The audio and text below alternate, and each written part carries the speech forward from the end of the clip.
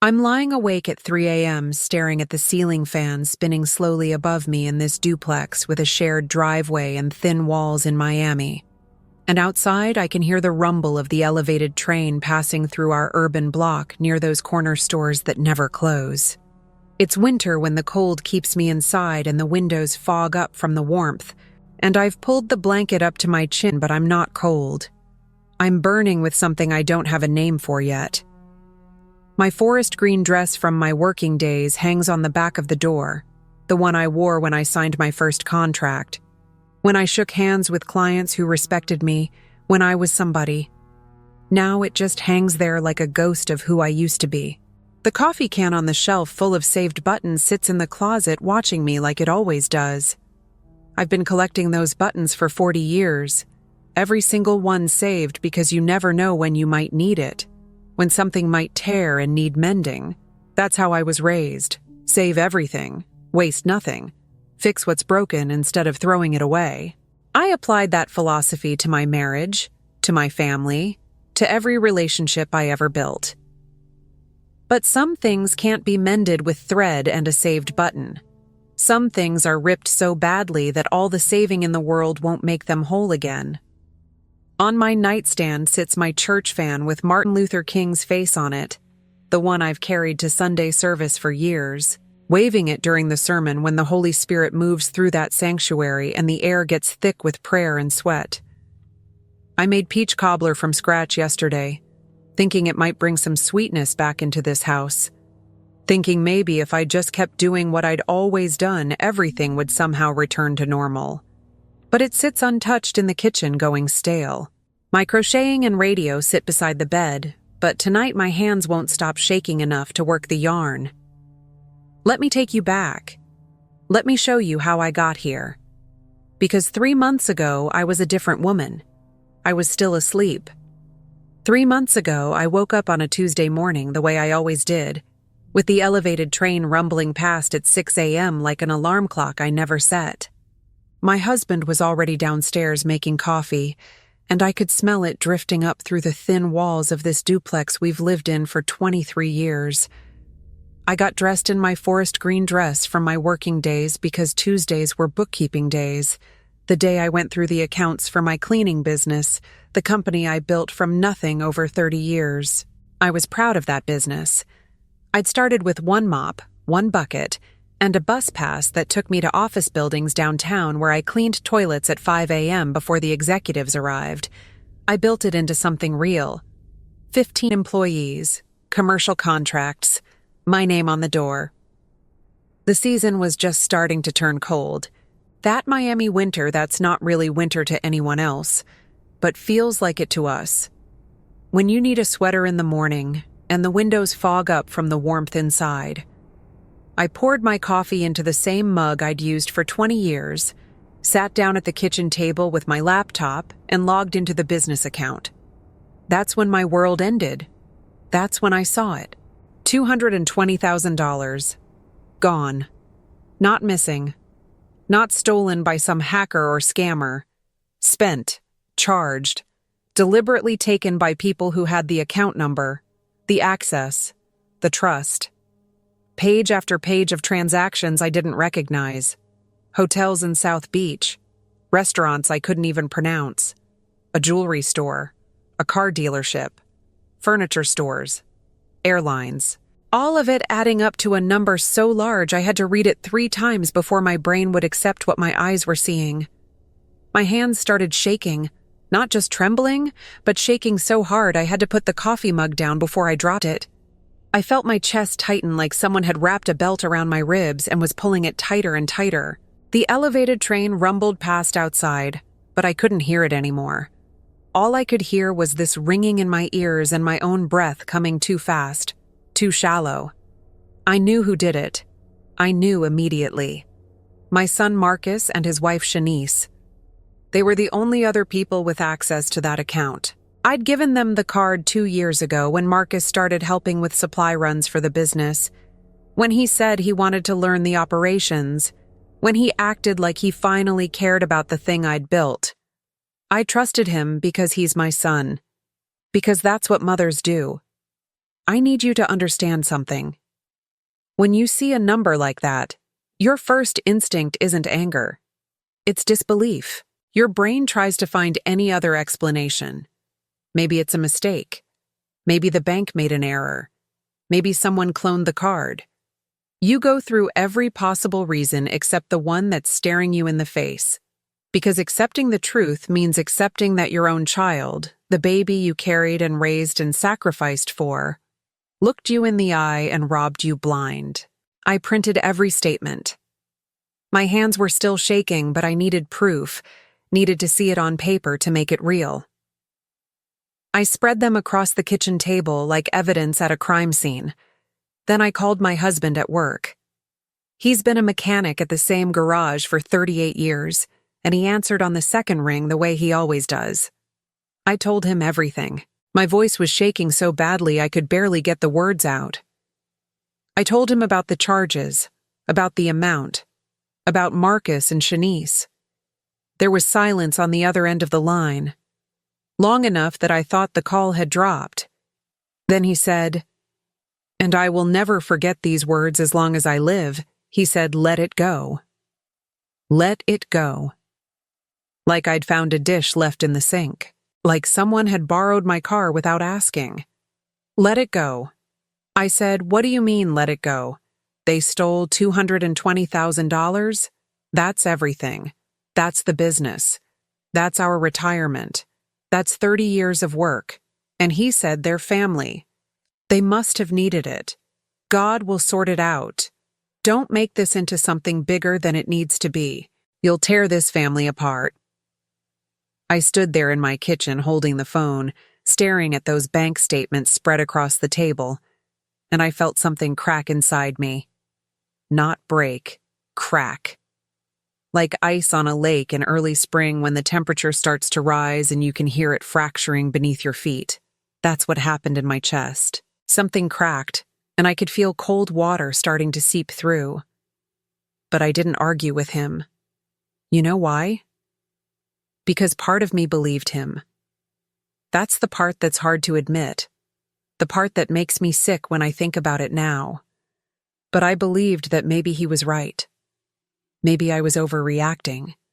Maybe there was some explanation I couldn't see yet. Maybe God really would sort it out if I just had faith and waited. That was my first mistake, believing that faith meant silence. I grew up in a church where women were taught that patience was a virtue, that suffering built character, that turning the other cheek was the highest form of righteousness. I'd spent 63 years trusting that God had a plan, that time would reveal the truth, that eventually everything would work itself out if I just stayed quiet and prayed hard enough. So that's what I did. I closed my laptop. I folded up those bank statements and put them in a drawer. I made dinner that night like nothing had happened. When my husband came home smelling like motor oil and handed me his dirty coveralls to wash, I took them and smiled. And I waited. You're probably wondering how someone could do that, how anyone could see that kind of theft and just swallow it and keep moving. Let me tell you something about being taught to believe in divine timing. It becomes a prison. It becomes the excuse you use to avoid conflict, to keep the peace, to maintain the illusion that everything is fine. You tell yourself that confronting the problem would be worse than living with it. You convince yourself that your faith requires you to endure, to forgive, to let go. So I let weeks pass, then months. Marcus and Shanice kept coming to Sunday dinners at our house, kept sitting at my table eating my food, kept hugging me goodbye like nothing had changed. My husband acted like the conversation had never happened, and I played along because I didn't know what else to do, because admitting the truth meant accepting that my son had looked at everything I'd built and decided it was his to take, because facing it meant I'd have to do something about it, and doing something meant breaking this family apart. But here's what happened while I waited for God to sort it out. My vendors started calling. The people I'd worked with for decades, the suppliers who'd given me credit and trusted my word, they started asking where their payments were.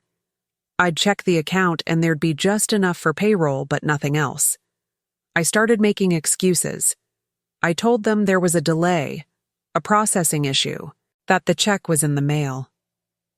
I stopped answering my phone when I saw certain numbers because I couldn't face another conversation where I had to lie. My church had a fundraiser for a family whose house burned down. I've always contributed. For 30 years, I've been one of the first to put money in the collection plate, to sponsor events, to help however I could. But this time I couldn't. I had $23 in my personal account because every penny I made went straight into trying to keep the business afloat. Sister Patricia asked me if I was okay, if something was wrong, and I lied to her face. I said everything was fine. I'd just forgotten to bring my checkbook. That's what theft does. It doesn't just take your money. It takes your dignity. It makes you into a liar. It forces you to choose between the truth and the relationships you've built. And when you choose silence, you lose yourself piece by piece until you don't recognize who you've become. One Sunday, Marcus and Shanice showed up late to dinner. She was wearing a new dress, designer label, something that probably cost more than I spent on groceries in a month. She was glowing, talking about their recent vacation, showing us pictures on her phone of white sand beaches and turquoise water. They'd gone to the Bahamas for 10 days, stayed at a resort where the rooms cost $800 a night. She scrolled through photos of them drinking cocktails by the pool, eating lobster at waterfront restaurants, snorkeling with stingrays. My husband smiled and said it looked beautiful, asked them about the weather, the food, the excursions. I sat there gripping my fork so hard my knuckles went white, pushing peach cobbler around my plate and trying not to scream. That vacation was mine. That money was mine. Every dollar they spent on that trip I'd earned cleaning toilets at 5 a.m., scrubbing floors on my hands and knees, building something from nothing while they were still children. And here they were showing me pictures like it was normal, like I should be happy for them. Shanice turned to me at one point and said, "You should take a trip sometime. You work too hard. You deserve a break." And I wanted to throw my plate across the room. I wanted to tell her that I couldn't take a trip because she and my son had stolen my ability to take a trip, that they'd stolen everything, that I was drowning in debt while they posted vacation photos on social media. But I didn't. I smiled. I said maybe someday. I cleared the dishes and went into the kitchen and stood at the sink with my hands in hot soapy water and cried as quietly as I could. That night after they left, I tried again with my husband. I told him I couldn't keep doing this, couldn't keep pretending everything was fine while my business collapsed and they spent money like it was endless. He got angry, really angry in a way I'd rarely seen. He said I was being selfish, that I was too attached to money, that a good Christian woman wouldn't hold a grudge against her own child. He said Marcus must have needed that money for something important, that we didn't know their situation, that it wasn't our place to judge. He told me to let it go, to forgive and move on, to stop being dramatic. That's when I realized he'd known all along. Maybe not every detail, maybe not the full amount, but he'd known something was wrong and he'd chosen to protect them instead of me. He'd chosen to make me feel crazy for being upset instead of standing beside me. He'd chosen our son over his wife of 41 years. That was the moment I stopped crying and started planning. But I wasn't there yet. I still had more to lose. I still had further to fall. The next month was when I truly sacrificed my dignity. The bank started calling about missed payments on the business line of credit. I'd taken out a loan 5 years ago to buy new equipment, and I'd never missed a payment until now. But with the account drained and receivables barely covering payroll, there was nothing left. The bank officer, a young woman I'd worked with for years, told me very kindly that if I didn't bring the account current within 30 days, they'd have to start foreclosure procedures. I begged her for more time. I literally begged. Me, the woman who'd built a company from one mop and a bus pass, who'd earned respect from every client I'd ever had, who'd held my head high for 63 years. I begged a woman half my age to give me another month, another week, anything. She said she'd see what she could do. I thanked her like she'd saved my life. Then I sat in my car in the bank parking lot and cried so hard I thought I'd be sick. I stopped going to Wednesday evening services. I couldn't face Sister Patricia, couldn't face anyone who might ask me how I was doing. I told myself I was tired, that I'd go next week, that I just needed some time. But the truth was, I was ashamed. Ashamed that this was happening. Ashamed that I'd let it happen. Ashamed that I was still keeping quiet about it. I stopped crocheting while listening to the radio at night. My hands would shake too much and I'd lose count of the stitches. I stopped making peach cobbler from scratch because the smell of it baking reminded me of Sunday dinners, and I couldn't stand the memories. I stopped sleeping through the night. I'd wake up at 3 a.m. and stare at the ceiling fans spinning slowly, thinking about numbers, about debt, about the elevated train rumbling past in the dark, carrying people to places I'd never go, doing things I'd never do, living lives that hadn't been stolen. My husband started sleeping on the couch. He said my tossing and turning was keeping him awake, but I knew it was because he couldn't stand to look at me, couldn't stand the reminder of what his silence was protecting. We'd stopped talking except for necessities. The duplex with thin walls felt like a prison where we were cellmates who'd run out of things to say to each other. Then something happened that changed everything. It was a Thursday afternoon, and I was at Shanice's house picking up a casserole dish I'd left there weeks ago. She wasn't home, but she'd told me the door was unlocked, and I should just go get it. I walked into her kitchen, and there it was, sitting on the granite counter that I know they bought with my money, her phone. It was face up, and the screen was lit up with a new text message. I wasn't trying to snoop. I wasn't looking for anything. But the words were right there in front of me, and my eyes read them before my brain could tell them to stop. It was from Marcus. It said, "Did you tell her yet? She's going to find out anyway. Might as well blame it on the old man and play dumb." I stood there staring at those words until the screen went dark. I don't know how long I stood there. Long enough that the elevated train rumbled past twice. Long enough that the fog on the windows from the winter warmth started to clear. Long enough that something inside me that had cracked 3 months ago finally broke all the way through.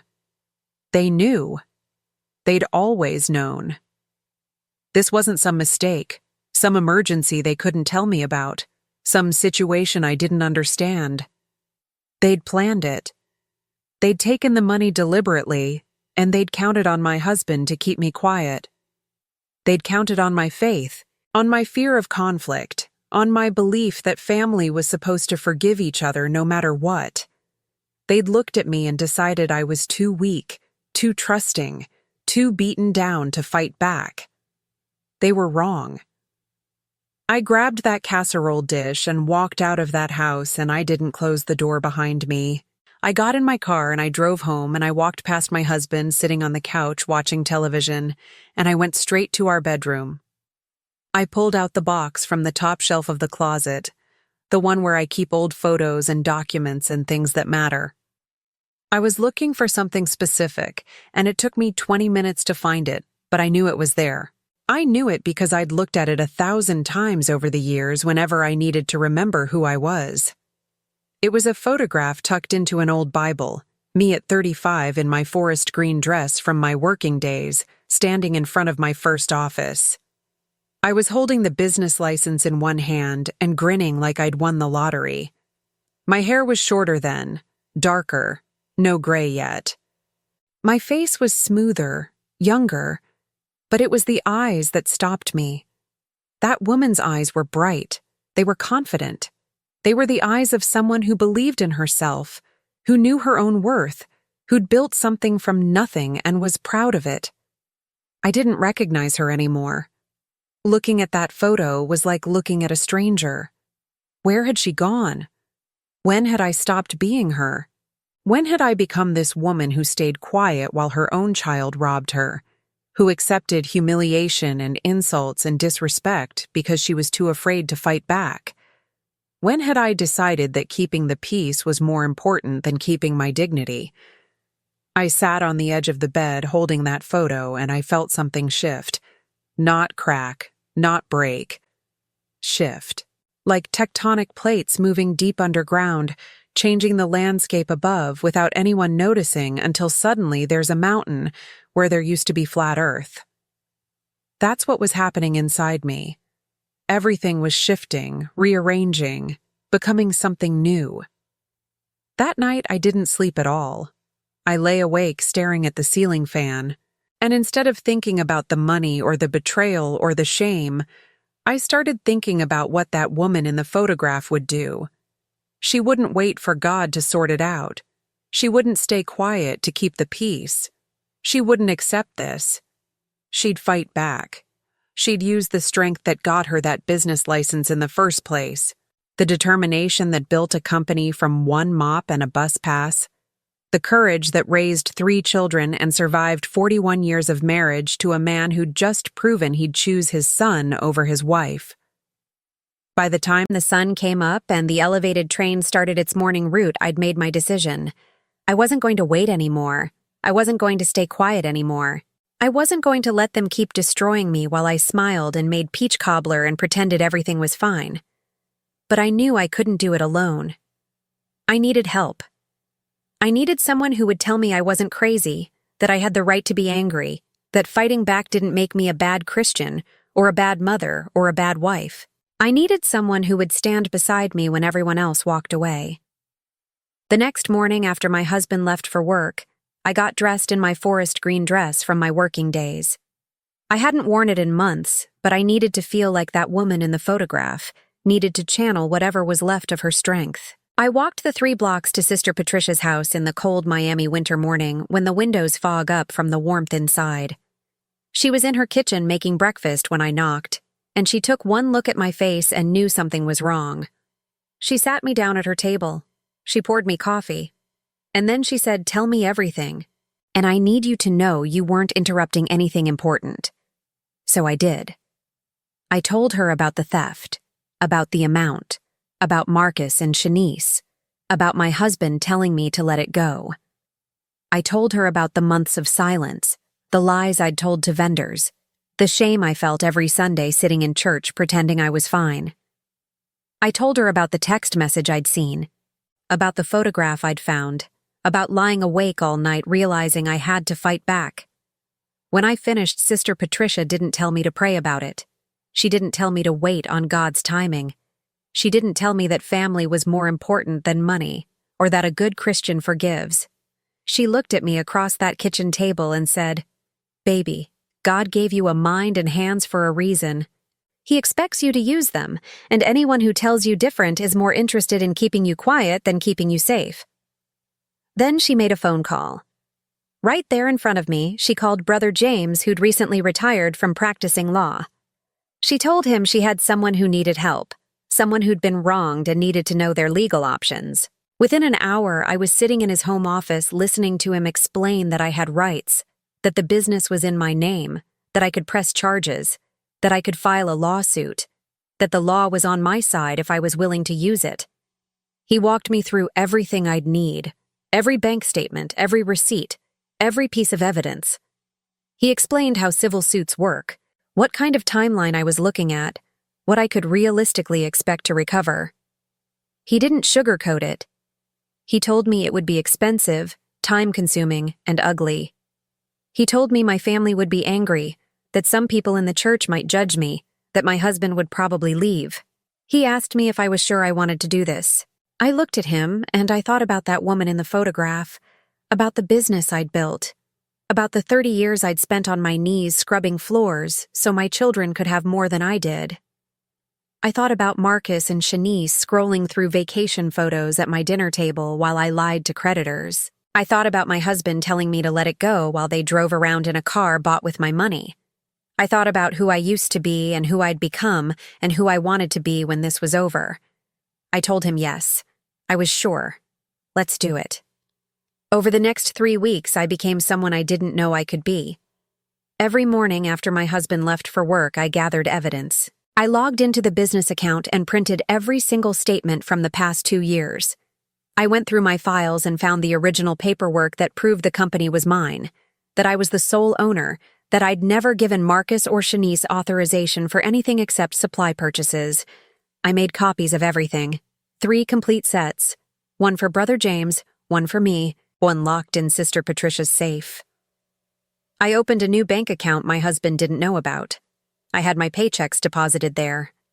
I contacted every client I had and explained that there would be some business changes coming, that I was restructuring the company, that I needed to know if they were planning to continue their contracts. Most of them said yes. They'd worked with me for years and they trusted me. That meant everything. That meant I might actually survive this. I documented every conversation with my husband where he told me to let it go. Every time he defended Marcus and Shanice. Every instance where he chose them over me. Brother James said it might be relevant if this went to divorce court. That's when it really hit me. This wasn't just about the money. This was about my marriage ending. 41 years. Gone. Because my husband valued peace over truth and his son over his wife. I started packing. Not much, just the essentials.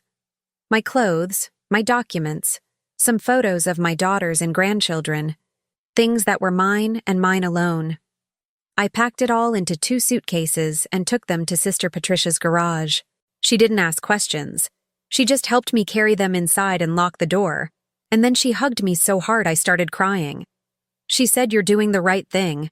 You're so much stronger than you know, and I'm going to be right here with you every step of the way." I stopped making excuses. I stopped pretending. When vendors called, I told them the truth, that there had been financial irregularities in my business account, that I was working with an attorney to resolve them, that I'd have payment to them as soon as possible. Most of them were understanding. A few threatened legal action, but Brother James handled those calls. It felt like a weightlifting, telling the truth after months of lies. I went back to Wednesday evening services. Sister Patricia sat beside me in our usual pew, and when Sister Moore asked where I'd been, I told her I'd been dealing with some family issues, but I was back now. She squeezed my hand and said, "We missed you," and I realized how much I'd isolated myself, how much I'd cut myself off from people who actually cared about me because I was too ashamed to admit what was happening. But I still wasn't ready to tell everyone. Not yet. I needed the right moment, the right setting, the right audience, because I'd learned something important over those 3 weeks of gathering evidence and making plans. Silence was their weapon. They'd counted on me staying quiet, on my faith keeping me passive, on my fear of conflict keeping me compliant. But if I broke that silence publicly, in front of people who mattered, in a place where my husband and son couldn't control the narrative, then everything would change. I chose Sunday after service. In the fellowship hall where we gather for coffee and fellowship, where everyone lingers and talks and shares news about their week.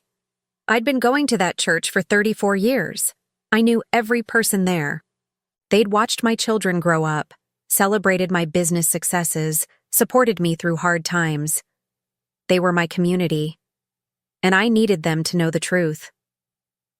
The Sunday I chose was cold. That Miami winter when the fog on the windows reminds you that seasons change, that nothing stays the same forever. I wore my forest green dress from my working days. Sister Patricia knew what I was planning, and she stood beside me when I walked to the front of the fellowship hall and asked for everyone's attention. I could see my husband's face go pale. Marcus and Shanice were there too. They'd come late to service, but they were there for fellowship like they always were, drinking coffee and eating the cookies Sister Moore brought. I told them everything.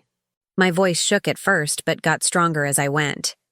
I told them about the theft, about the $220,000, about Marcus and Shanice having access to my business account and spending it on vacations and cars and furniture, while I lied to creditors and lost sleep and sacrificed my dignity trying to keep everything together.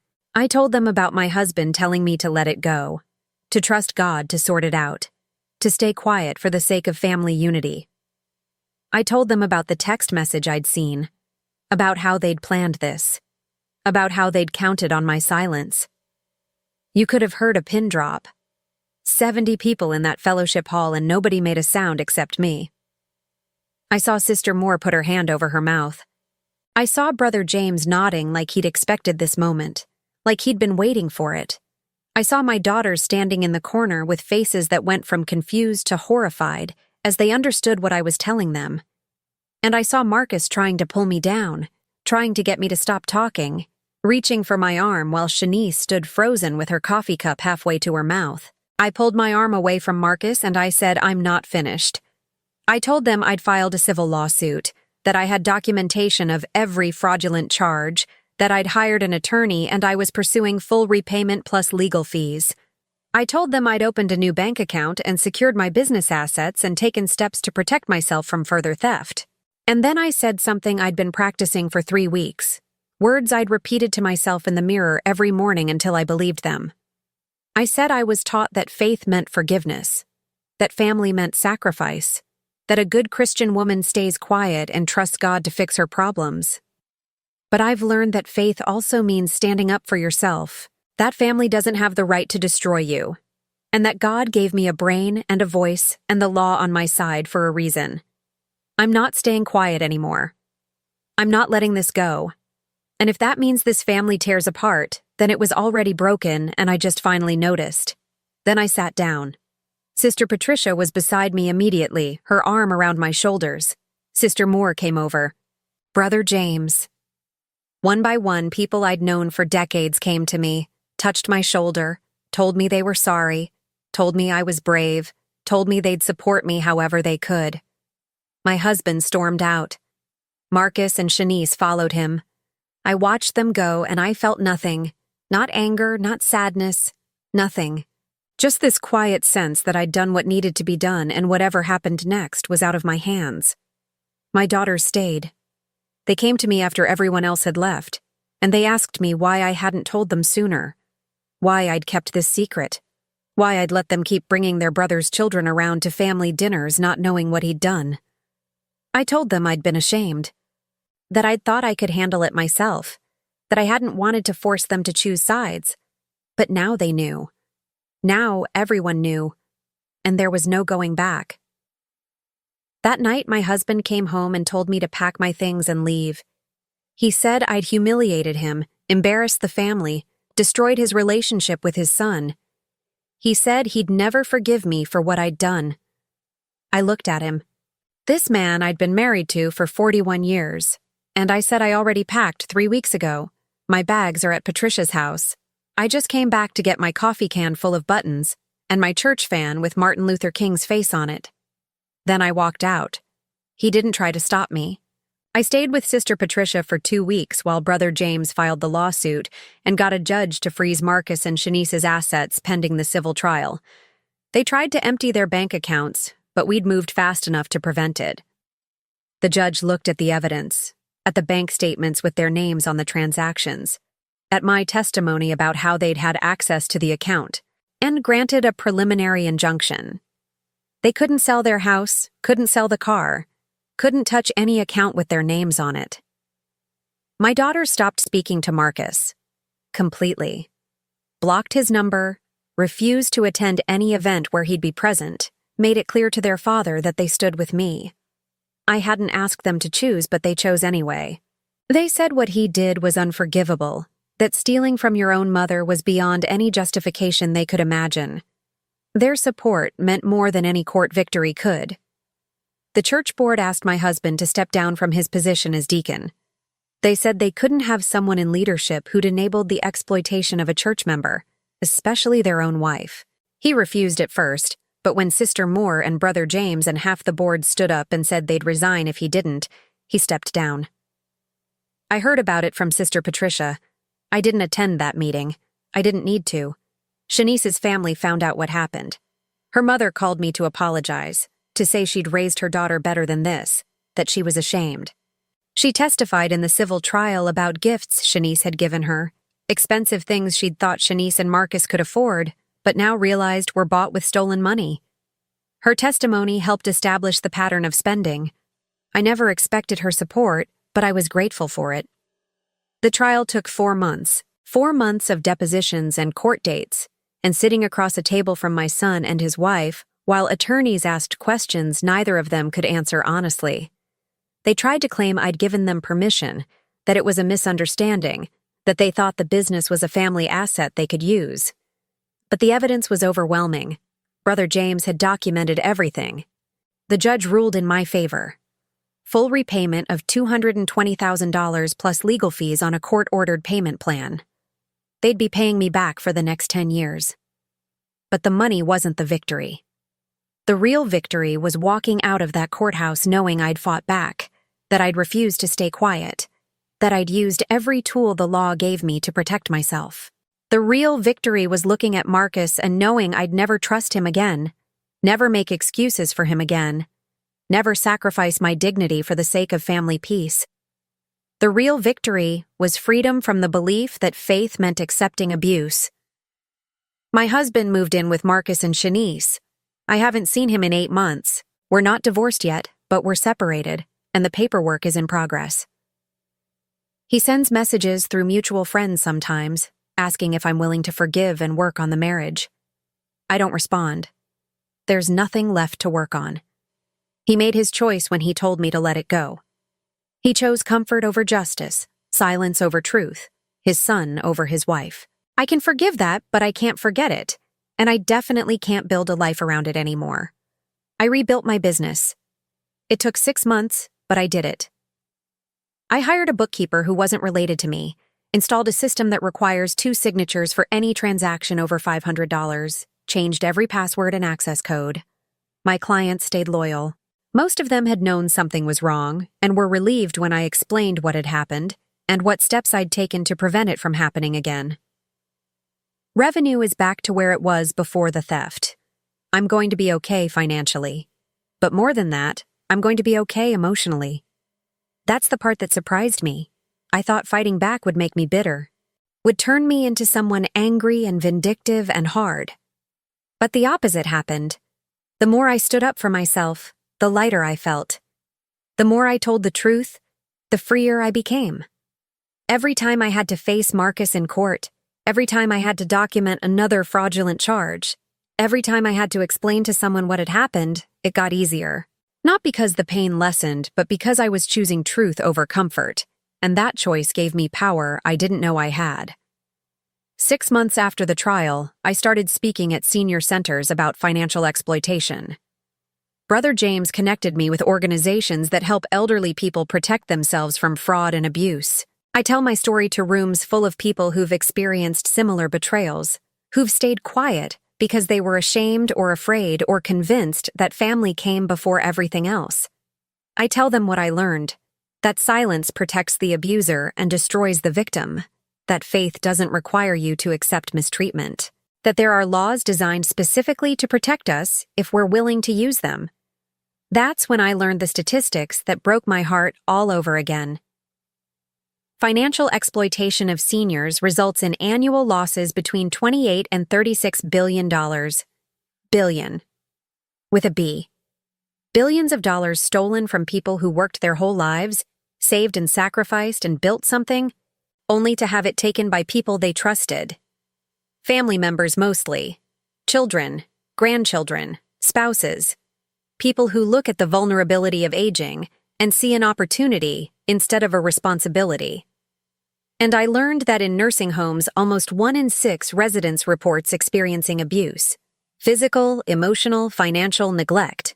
1 in 6. That means in any given nursing home, dozens of people are being mistreated, and most of them never tell anyone because they're afraid, because they don't think anyone will believe them, because they've been taught that complaining makes you difficult, and difficult people get treated worse. Those statistics showed me I wasn't alone. My story wasn't unique. This was an epidemic of people being taught to stay quiet while their dignity and their resources were stripped away, and the only cure was breaking the silence, teaching people their rights, giving them the tools and the courage to fight back. That became my mission.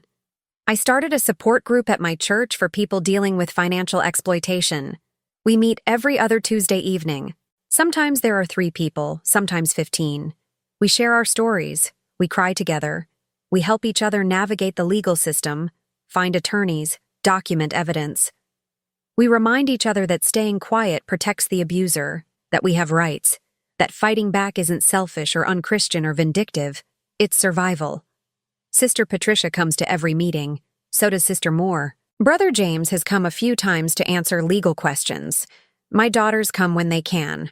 We've created a community of people who refuse to be silent anymore, who've learned that faith and justice aren't opposites, that God expects us to use the tools He gave us to protect ourselves.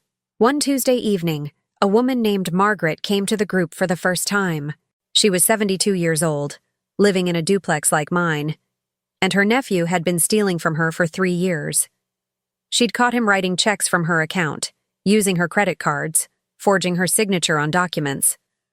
When she confronted him, he told her she was confused, that she was getting old and forgetting things, that she'd given him permission and just didn't remember. Her own nephew was gaslighting her into believing she was losing her mind. She sat in that church basement and told us her story, and she cried so hard she couldn't breathe. Then she said she'd thought about just letting it go, that family was more important than money, that she didn't want to cause problems. And I looked at her across that circle of folding chairs and I said, "Margaret, I'm going to tell you something I wish someone had told me years ago. Your family already has problems, you just didn't cause them. Staying quiet won't make them go away. It'll just make them yours to carry alone." We helped her find an attorney. We went with her to the police station to file a report. We documented every instance of theft we could find. 3 months later, her nephew was criminally charged with elder financial abuse. He's facing jail time. Margaret is getting her money back. And more importantly, she's getting her dignity back. She comes to every meeting now, and she helps other women who are just starting this journey, who are scared and ashamed and don't think they have the right to fight back. That's what I'm doing now. That's who I am now. I'm not the woman lying awake at 3 a.m. staring at the ceiling fan. I'm not the woman making peach cobbler trying to keep the peace. I'm not the woman in the forest green dress standing in front of my first office either. Not exactly. I'm something new. Someone who's been broken and rebuilt and knows exactly how strong the rebuilt version can be. I'm living in a quiet town now where nobody knows my history. It's 3 hours north of Miami, away from the elevated train and the duplex with thin walls and all the places that remind me of who I used to be. I found a small house with a porch where I sit in the evenings with my crocheting, listening to the radio and watching the sunset. The coffee can full of saved buttons sits on my shelf. My church fan with Martin Luther King's face on it is on my nightstand. Some things I kept, some things still matter. My daughters visit every few weeks. They bring my grandchildren. We make peach cobbler from scratch together, and I teach the little ones how to crochet. The kids don't understand why their uncle isn't part of our lives anymore, and their mothers tell them that sometimes grown-ups have disagreements, that maybe someday things will be different, but for now, this is how it is. I wonder if things will ever be different. I wonder if Marcus will ever apologize, if he'll ever acknowledge what he did. But I don't wait for it. My peace doesn't depend on his repentance anymore. I drive past used car lots sometimes and I see Range Rovers in British racing green, and I think about what that represents. Status, success, the ability to afford luxury. For a long time I thought that's what I wanted, proof that I'd rebuilt, that I'd recovered, that I was okay. But now I realize I don't need a fancy car to prove anything. I need the bus ticket I bought 9 months ago, the one that took me away from everything I'd known to somewhere I could start over. That ticket represents something more valuable than any car ever could. It represents choice. It represents taking a bus ticket to somewhere she chose herself, somewhere that wasn't chosen by my husband or my son or my church or anyone's expectations. Somewhere I decided on my own. That's freedom. Not wealth. Not revenge. Not even justice. Though justice mattered. Freedom is waking up in the morning and making choices based on what you want instead of what everyone else needs. Freedom is telling the truth without fear of the consequences. Freedom is knowing that you can survive the worst betrayal imaginable and come out the other side stronger than you were before. People ask me sometimes if I regret what I did, if I wish I'd handled it differently, stayed quiet, kept the family together. And I tell them no, I don't regret it. I regret that it happened. I regret that my son made the choices he made. I regret that my husband chose protecting Marcus over protecting me. But I don't regret fighting back. I don't regret breaking the silence. I don't regret standing in that fellowship hall and telling the truth, even though I knew it would cost me my marriage and my relationship with my son, and the comfortable illusion that my family was something it never actually was. Because here's what I learned that I need every single person listening to this to understand. The law is on your side. If someone steals from you, even if they're family, even if they're your own child, the law considers that a crime. You have rights. Your name on that bank account means something. The business you built means something. The work you did means something. And you don't have to accept theft just because the person doing it shares your DNA. I learned that elder financial abuse is prosecutable. In most states, it's a specific crime with enhanced penalties. I learned that you can file civil suits to recover stolen funds. I learned that you can get restraining orders, freeze assets, press criminal charges. I learned that there are attorneys who specialize in this, organizations that help, support groups that understand. You are not alone. The system exists to protect you if you're willing to use it. But you have to use it. You have to document everything. Keep records of every transaction, every conversation, every promise made and broken. Save emails and text messages. Take screenshots. Print bank statements. Make copies and store them somewhere safe, somewhere the person you're documenting can't access. I kept everything at Sister Patricia's house because I knew if I kept it at home, my husband might destroy it to protect Marcus. Think strategically. Plan carefully. Don't tip your hand until you're ready to act.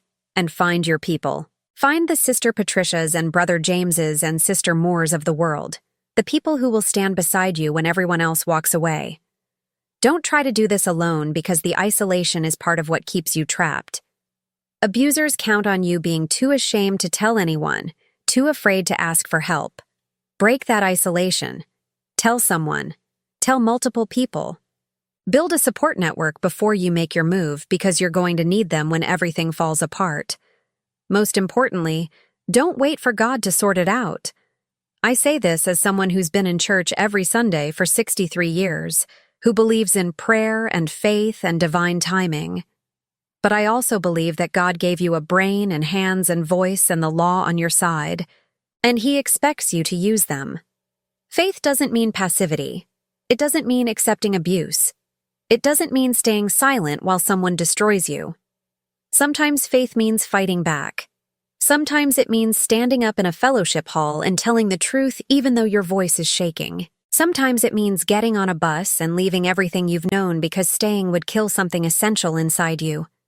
Your dignity matters. Your work matters. The life you've built matters. And no one, not your children or your spouse or anyone else, has the right to take it from you and tell you to let it go. Don't let it go. Hold on tight. Fight back. Use every tool available to you. And when it's over, when you've survived it and rebuilt and found your freedom, help someone else do the same thing. That's where I am now. 8 months out from that Sunday in the fellowship hall. The lawsuit is settled. The payment plan is in place. My business is stable. I'm living in my quiet town. I'm speaking at senior centers and running my support group and helping women like Margaret find their courage.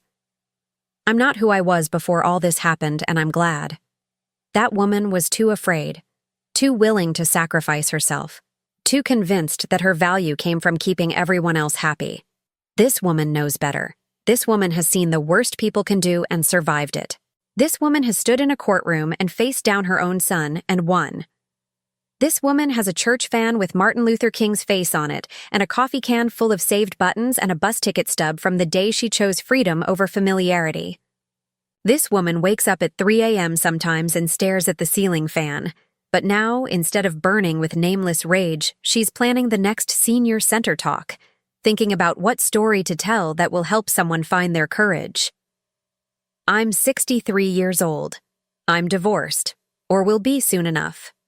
My relationship with my son is gone and probably won't ever recover. My husband lives with the child who stole from me and sends messages asking if I'll forgive him, if we can work it out, if I'm willing to come back. I'm not. There's no going back. There's only forward, toward whatever comes next, toward the life I'm building one day at a time with my daughters and grandchildren and my community of women who refuse to be silent anymore. So I want to ask you something. Where are you listening to this story from? What city? What state? What situation? Are you sitting in a duplex with thin walls wondering if you're crazy for being upset about something your family did? Are you lying awake at 3 a.m. staring at a ceiling fan while the elevated train of your life rumbles past and you can't figure out how to get off? Are you making peach cobbler trying to keep the peace while your dignity crumbles and your bank account empties? If you are, I need you to know this. You're not crazy. You're not overreacting. You're not selfish for being angry. What's happening to you is wrong, and you have every right to fight back. The law is on your side. You have options. You have rights. And you have more strength than you know. I know because I had that strength and I didn't even realize it until I was forced to use it. It's there, inside you, waiting. What would you have done? If you were in my situation, if your own child stole everything you'd built and your spouse told you to let it go, what would you do? I hope you'll tell me in the comments. I hope you'll share your own story if you have one. I hope you'll reach out if you need help because there are people like me all over the country doing this work, running these support groups, fighting these battles. And if this story resonated with you, if it made you think or feel or realize something you needed to know, do me a favor. Hit that like button, subscribe to this channel so you don't miss the next story. Because there are more stories like mine, thousands of them, millions of them. And the more we tell them, the more we break the silence, the harder it becomes for people to keep exploiting the vulnerable and counting on their shame to protect them from consequences. Thank you for listening. Thank you for being here. Thank you for witnessing my truth. I hope it helps you find yours.